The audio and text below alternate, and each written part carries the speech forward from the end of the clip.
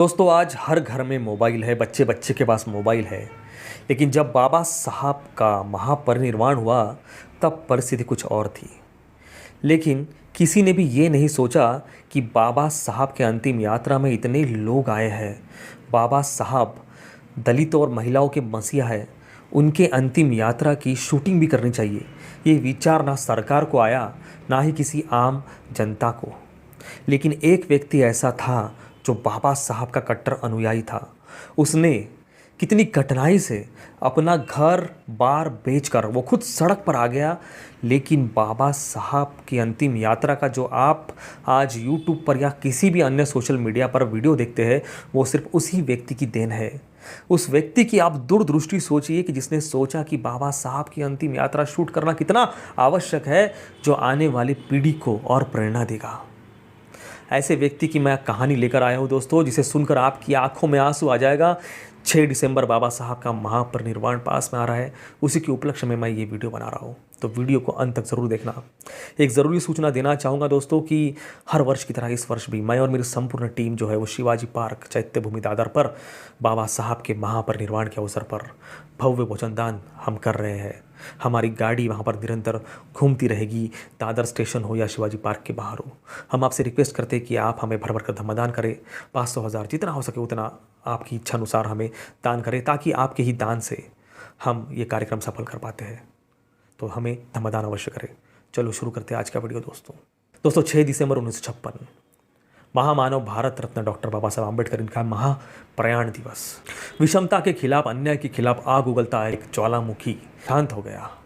9 करोड़ जनता एक क्षण में अनाथ हो गई। युगों से हर एक के पाँव में जकड़ी हुई गुलामी की जंजीरें अपनी विद्वत्ता से तोड़ने वाला करोड़ों लोगों का मुक्तिदाता अब विदा हो चला था। दिल्ली में उनके निधन की खबर हवा की तरह फैल गई।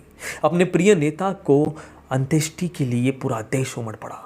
खबर सुनते ही शहर, गांव, कस्बे सबके कदम मुंबई की ओर बढ़ने लग गए। अंत यात्रा में उमड़े जन सैलाब के आंसुओं में मुंबई के रास्ते भीग गए थे। इन सब में एक बात और भी घटित हो रही थी, जो सामने आने की बजाय काल के प्रभाव में लुप्त हो चली गई। इन अंतिम क्षणों को हमेशा के लिए कैद करने वाला, जिन्होंने अपना रहने का मकान और अपनी प्रिंटिंग प्रेस तक इस ऐतिहासिक घटना को फिल्मांकन करने के लिए बेच दी, उनसे लोग आज भी अपरिचित है। इस जानकारी का आगे न आना एक बड़ी विडंबना है। पूर्व विधायक दलित मित्र नामदेव वटकर 6 दिसंबर को वे मुंबई में ही थे। बाबा साहब के प्रयाण की बात पता चली तो बड़े दुखी हुए। उन्हें लगा कि बाबा साहब की अंत यात्रा का वीडियो रिकॉर्ड करना चाहिए। नाटक और फिल्मों से जुड़े होने के कारण कई लोगों से उनका परिचय था। उन्होंने कई लोगों से कहा, लेकिन कोई तैयार नहीं हो रहा था। कुछ लोगों ने तो यह भी कहा, हमें उससे क्या, वो तो तुम्हारे नेता है, अछूतों के नेता है, हम फिल्मांकन नहीं करेंगे, ऐसा स्पष्ट उत्तर मिला। नामदेव वटकर की भोली आशा थी कि कोई तो करेगा, लेकिन उनकी आस टूट गई। आने वाले समय के लिए इस फिल्मांकन का जो महत्व है उन्होंने पहचान लिया था। सोचा कोई मदद करे ना करे, स्वयं ही फिल्मांकन का उन्होंने निर्णय ले लिया। लेकिन यह कोई सहज और सरल कार्य नहीं था। उस वक्त वीडियो रिकॉर्डिंग के लिए कैमरा, उसके लिए रील, यह सब इतना खर्चीला था जो उनके लिए संभव नहीं था। लगभग 3000 फीट निगेटिव रील, कैमरा और कैमरामैन, इसके लिए लगभग 1300 से 1400 रुपये का खर्च आ सकता था। इसके लिए पैसा कहाँ से आएगा, यह उससे भी बड़ा प्रश्न था। तब वे कुछ छोटे मोटे कामों के लिए कुछ गिरवी रखकर मारवाड़ी से पैसा उठा लेते थे। लेकिन इस बार रकम बड़ी थी तो उन्होंने अपनी प्रिंटिंग प्रेस गिरवी रख दी। बदले में 1500 रुपये मिले। दौड़ते हुए वे कैमरामैन शंकर राव सावेकर के पास गए। उन्होंने 150 रुपये प्रतिदिन किराए पर एक कैमरा लाया और रात 10-11 बजे के आसपास राजगृह पहुंचे कैमरा लेकर। अब सोचिए, बाबा साहब का पार्थिव शरीर सुबह सुबह पहुंचा। कुछ देर बाद एक ट्रक पर पार्थिव रखा गया और अंत यात्रा शुरू हुई।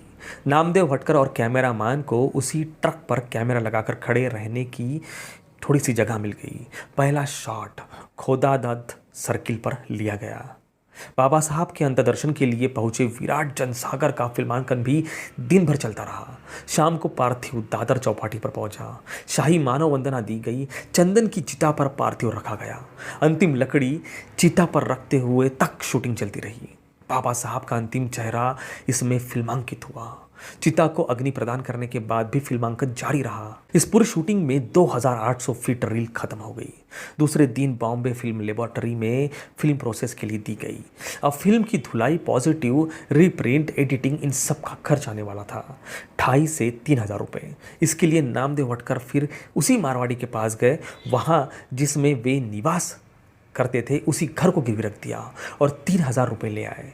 आगे चलकर स्थिति यह बनी कि गिरवी रखी गई प्रिंटिंग प्रेस और मकान छुड़ा नहीं पाए।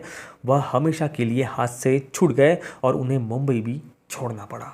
वो कहते हैं संपत्ति चली गई तो गई, लेकिन बाबा साहब के अंतिम स्मृति सुरक्षित कर पाए। उनके खुले चेहरे का अंतिम क्षण युगों के लिए संरक्षित हो गया।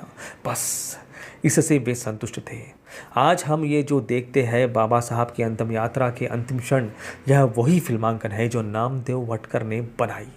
नामदेव जी ने इस कार्य का न तो कभी श्रेय लिया और न ही इसे अपनी पूंजी बनाई। यदि अगर वो इस फिल्मांकन को किसी मीडिया को बेचते तो वो भी करोड़पति बन जाते। ये फिल्मांकन इतना महत्वपूर्ण था उस समय। आज भी इस फिल्मांकन को देख के आंखों में आंसू आ जाते हैं। जितनी भीड़ बाबा साहब के अंतिम यात्रा में थी उस वक्त, तब से लेके आज 2026 6 दिसंबर तक का ये रिकॉर्ड रहेगा दोस्तों कि कितने भी नेता अभिनेता की अंतिम यात्रा हुई है, लेकिन इतनी रिकॉर्ड ब्रेक पब्लिक कभी उनके अंतिम यात्रा में आपने देखी नहीं होगी। इतनी भीड़ बाबा साहब के अंतिम यात्रा में थी दोस्तों। नामदेव वटकर, इनके ऊपर अभी एक फिल्म भी आ रही है मराठी, महापरिनिर्वाण करके। दोस्तों आई होप कि उस फिल्म में भी हमें बहुत कुछ अच्छा देखने को मिलेगा। ये थी दोस्तों बाबा साहब की अंतिम यात्रा शूट करने वाले की दुखद कहानी, जिसने अपना घर और मकान बेचकर बाबा साहब के अंतिम यात्रा को शूट किया।